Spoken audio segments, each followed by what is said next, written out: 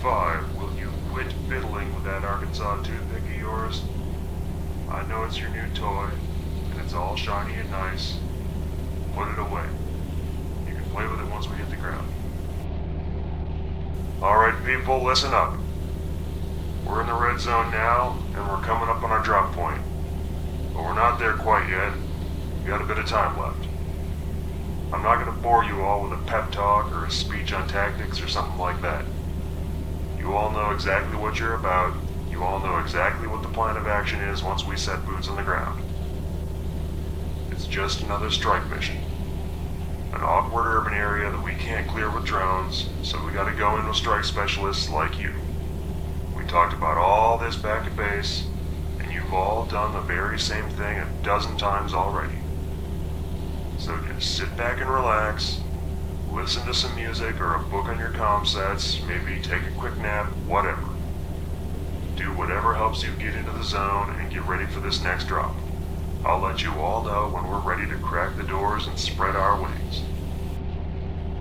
Noise cancelling on. Accessing personal comm unit data system. Accessing recently received file marked Letters from Home, Grandpa Hannigan. Playing file now. My dearest grandchild, I hope this message finds you in good health and spirits. By the time you listen to this, I imagine you'll already have opened the package that came with it. The contents of the package are my gift to you, in the hopes that it will come in useful. I guess it's time you learned a bit more about your family's history. Some families have oral traditions that have to do with ghosts, or crime, or some great deed of a long-dead ancestor. Our family's history begins with a sword. There are all sorts of great tales and legends that deal with a mighty hero finding or owning a magic sword, and doing great feats in slaying mighty beasts and things of that nature. Most of them, I think, are fabrications, or at the very least built up over the generations from a small kernel of truth that grows larger in the telling. No one really knows for sure the exact origins of it, for that's been lost to time. But what is known is that sometime during the age when the Vikings were at large in Europe, the first of our family's known ancestors possessed a sword. This sword was said to have been forged by dwarves, using metal that fell from the sky. Likely this is just a poetic way of saying that skilled metalworkers from some remote region made the sword out of metal from some meteor they happened to get hold of. Certainly it was an unusual metal, for it was lighter than the iron used in swords of that day, and it had a silver-green color to it that never faded or tarnished. Wave-sheened it was sometimes called, and sometimes bright star metal sword. This first known ancestor of ours then, a Dane, by the way, though his name is lost to us, had his strange sword, and he carried it with him through all the various battles his travel got him into. Ever he was victorious, and ever he swore by that sword of his, claiming it brought him luck in battle, and granted him courage even beyond his own considerable measure. History does not give us a thorough account, as those were chaotic times for most people, but this lucky Dane's family eventually settled in Normandy, where the line remained for some time, and the sword was passed from father to son over the generations. And each man of them went off to the various wars of those times, always carrying with them that same wondrous sword, and always ascribing to it those same traits of being lucky and a wellspring of courage. Each of them also lived an extraordinarily long time for folk of that period, though generally that was assumed to be because they didn't get themselves killed off in the wars. Over time, though, it became clearer that the sword itself granted long life and good health to the bearer, in addition to the other advantages. The first real incident of note related to the sword comes from the time of the Crusades. I forget which one at the moment, but it was one of our Norman ancestors who went a-fighting in the Holy Land. While he was there was a terrible earthquake in the region, and the house he was staying in collapsed on top of him. When the people of the place got to digging through the rubble, however, they found the man still alive, trapped in a space beneath one of the massive beams of the house.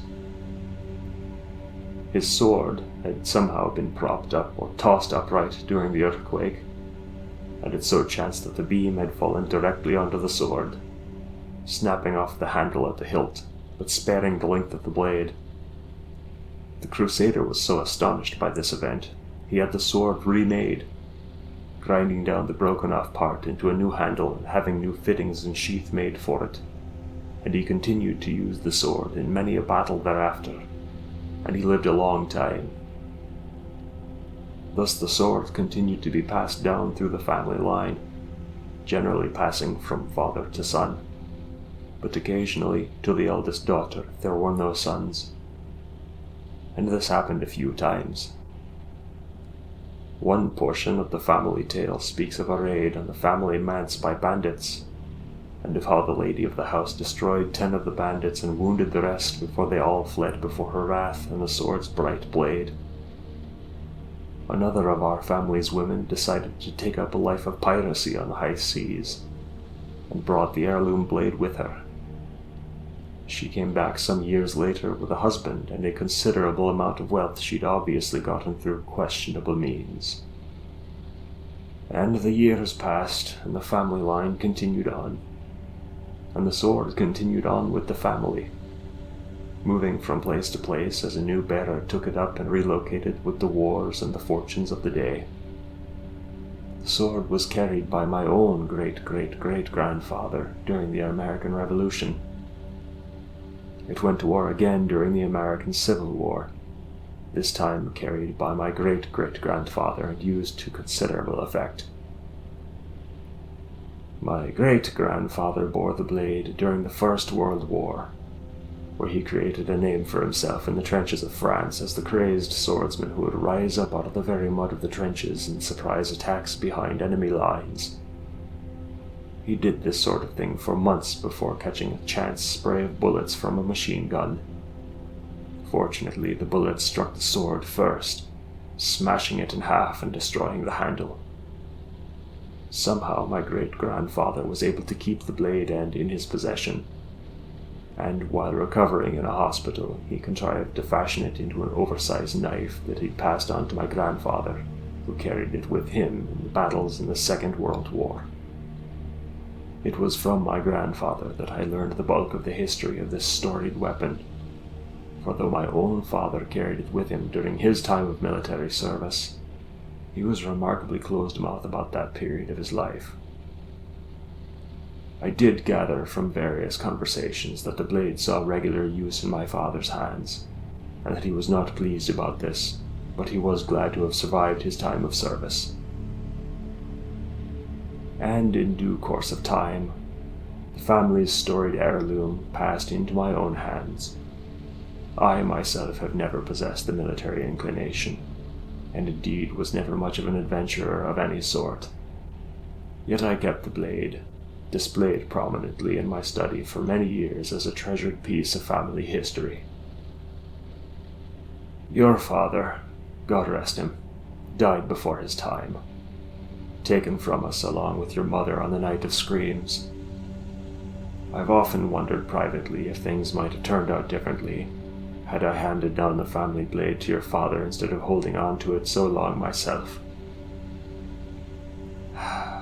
But as I was saying, your father and mother were carried off on the night of screams, when those insane Red Hat terrorists released all those toxic gases in every major city in the country, and turned so many hundreds of thousands of innocent souls into mindless, rampaging horrors.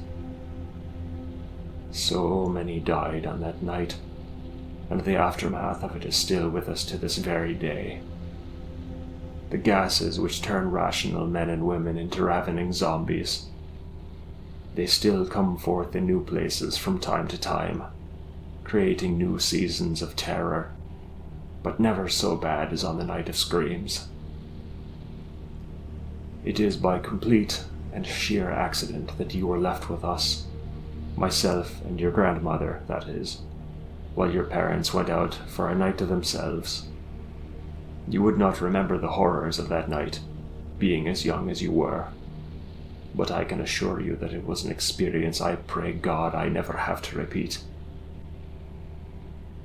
And the only reason that anyone in that house survived the night, or the next several frantic days, was due to that family blade, the only weapon of real use within reach when the windows began to break and the zombies made their way into the house.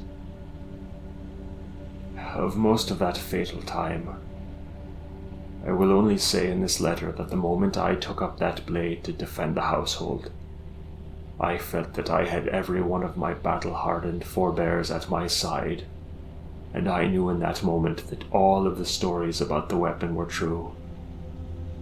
It is to that storied blade that you, myself, and your grandmother owe our lives. And since you have seen fit to follow in the footsteps of so many of your ancestors, and take up the life of the soldier, and since I learn that you have been on multiple missions to the various new outbreak sites across the country, and shown great skill in bringing your comrades to victory again and again against the undead scourge that still threatens us all, because of these things, I believe it is time for me to relinquish the family heirloom to one who can put it to better use than its current holder. I expect to live a long and fruitful life, having carried and wielded it in my turn, but I believe you will put it to far better use. So please accept my gift to you, dearest grandchild, this ancestral blade of your family line. Though it is diminished from the mighty weapon of old, it still retains much, if not all, of its original virtue and power. May it guard and protect you well, as it has done for so many of us throughout the ages. Your adoring grandfather, Thomas Rollo Hannigan, Jr. D5, stop playing with that toad sticker. You're gonna put somebody's eye out. Noise canceling off. Alright everyone, on your feet. We are almost ready to drop. Everyone do one last check of your gear. Make sure everything's attached right, you know the drill.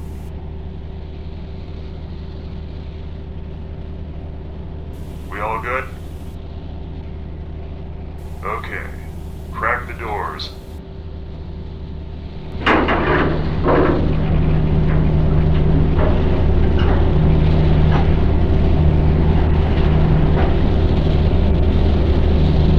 D5, you're nearest the doors. You do the honors. Show us the way down to hell.